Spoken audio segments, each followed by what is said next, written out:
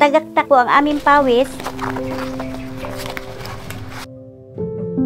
Hindi kami nakakaramdam ng pagod. Talagang yun po ang aming sa Panginoon. Hindi po kami inaparamdam ng sakit. Hira po ako at simula po nung ako na pa ako nito po ng mga sakit. Dahil lang ito. Magandang pakiramdam sa katawan.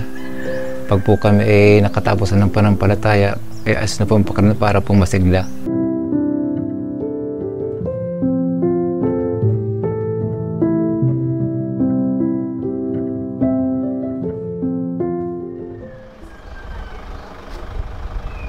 Kami po ang pamilya Diaz, ang tawag po sa amin ay Pamilya Banal.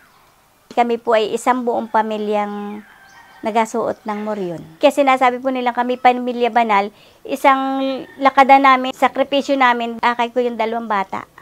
2009 po kami nagsimulang pagmoryon dahil po sa aking anak na nagkasakit po talaga siya ng grabe. Hindi po maalaman ng doktor, marami pong ginawa sa kanyang mga eksamen, wala pong nalabas na resulta kung anong klaseng sakit. Akala ko po noon talaga ako'y mamatgat. Ako po talaga butot balat na po nun. Tapos, yun po hindi po ako nagpakain ng ilang linggo at yan o ilang buwan. Kaya sabi namin mag-asawa na kami ay mamamanata, mag-amo rin kami, gumaling lang ang aming anak.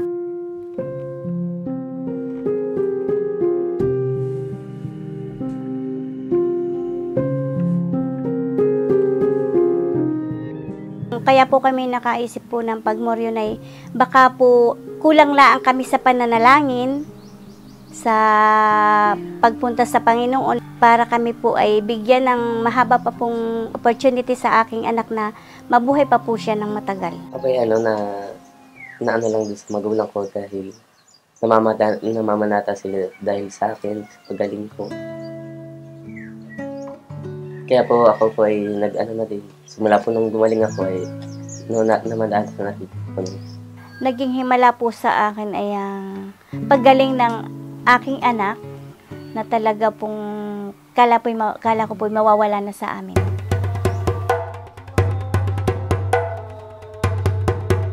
May binuo po kaming samahan na kami po ay nagbuo po muna ay kami ay nag-umpisa sa 14. Ako po ay nagbuo ng samahan ng Santa Cruz Marinduque Centurion.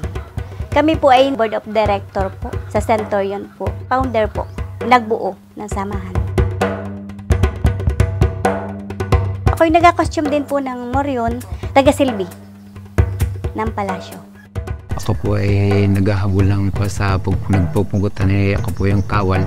Pinaparusahan po namin si Jesus. Ako po ay naghahabol po kay Longhino. But po kami nung magsuot ng baluti, talaga pong nananaig po sa amin ay palaging, kahit ang sabi po ng ibang tao ay napakabanas, wala po kaming nararamdaman na banas. Ginagawa ko ito dahil po umuot po na ako nagsuot ng moryon na maraming biyaya po ang dumating sa buhay ko. Maraming mga trabahong lumalapit para po masuportahan ko ang aking pamilya.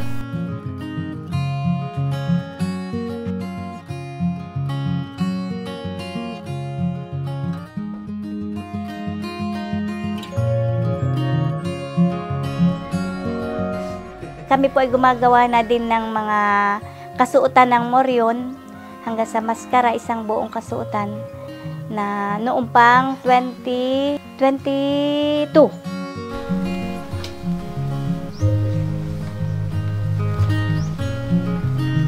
Malaking bahagi po sa amin ang moryones dahil ito po ay buhat na magsuot po kami niya na tumatag po talaga ang aming pamumuhay. Mahimala talaga ang pag-umoryon dahil ito po sa Panginoon Diyos at hindi po kami pinapabayaan. Palagi po siyang nakasuporta sa amin.